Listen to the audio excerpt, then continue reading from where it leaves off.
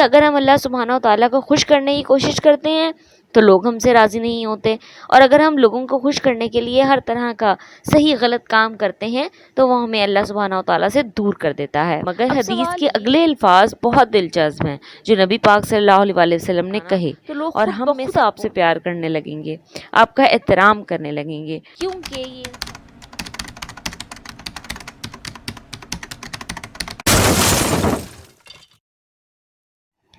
ایک آدمی نبی پاک صلی اللہ علیہ وآلہ وسلم کے پاس آیا اور ان سے پوچھا کہ مجھے کوئی ایسا عمل بتائیں جس سے اللہ سبحانہ تعالیٰ مجھ سے راضی ہو جائیں اور لوگ بھی مجھ سے محبت کریں۔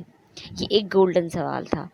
کیونکہ ہم ایک ایسے معاشرے میں رہ رہے ہیں جہاں ہم دوسروں کی اپروول کا، ان کے اوپینین کا خیال رکھتے ہیں۔ ہم جو بھی کریں اس پر ہمیں لوگوں کی لائکس کی ضرورت محسوس ہوتی ہے،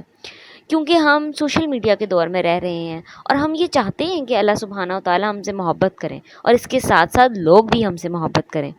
مگر یہ ایک بہت مشکل اور ناممکن سی بات لگتی ہے، کیونکہ اگر ہم اللہ سبحانہ و تعالیٰ کو خوش کرنے کی کوشش کرتے ہیں تو لوگ ہم سے راضی نہیں ہوتے، اور اگر ہم لوگوں کو خوش کرنے کے لیے ہر طرح کا صحیح غلط کام کرتے ہیں تو وہ ہمیں اللہ سبحانہ و تعالیٰ سے دور کر دیتا ہے۔ اب سوال یہ ہے کہ اس میں بیلنس کیسے رکھا جائے؟ تو اس معاملے میں نبی پاک صلی اللہ علیہ وسلم نے ہمیں کیا ایڈوائس دی؟ انہوں نے کہا، بہت ہی سمپل الفاظ میں انہوں نے حدیث بیان کی ہے کہ دنیا کی زندگی سے بہت اٹیچ نہ ہو تو اللہ سبحانہ و تعالیٰ آپ سے محبت کرے گا۔ تو اتنے مشکل سوال کو نبی پاک صلی اللہ علیہ وسلم نے بہت ہی سادہ الفاظ میں سمرائز کر دیا کہ دنیا کی زندگی میں بہت دل نہ لگاؤ۔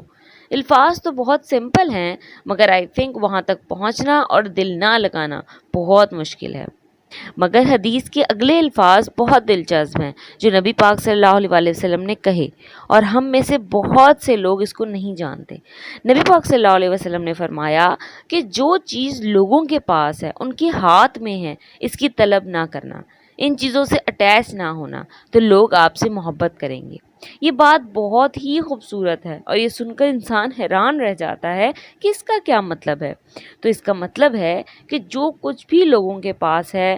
پیسہ، مادی چیزیں، محبت، رسپیکٹ وغیرہ وغیرہ، ان چیزوں کے طلبگار نہ ہونا، ان چیزوں کے لیے لوگوں کی طرف ہاتھ نہ پھیلانا، تو لوگ خود بخود آپ سے پیار کرنے لگیں گے، آپ کا احترام کرنے لگیں گے۔ کیونکہ یہ انسانی فطرت ہے کہ جب ہم لوگوں سے کسی چیز کی جو ان کے پاس ہوتی ہے ڈیمانڈ کرتے ہیں، اس چیز کے طلبگار ہوتے ہیں، چاہے وہ پیسہ ہو، محبت ہو، توجہ ہو، تو کچھ بھی ہو، تو لوگ ہم سے پیچھے ہو جاتے ہیں اور ہم سے دور ہو جاتے ہیں، کیونکہ کوئی بھی ایسے دوست کو یا کسی ریلیشن کو پسند نہیں کرتا جس میں دوسرا بندہ اس کی چیزوں پہ جو اس کے پاس ہیں لینے کی کوشش کرے یا اس سے جیلس ہو۔ تو اگر نبی پاک صلی اللہ علیہ وسلم کی اس حدیث مبارکہ پر عمل کریں تو لوگ ہم سے محبت کریں گے، ہمارے قریب ہو جائیں گے، اور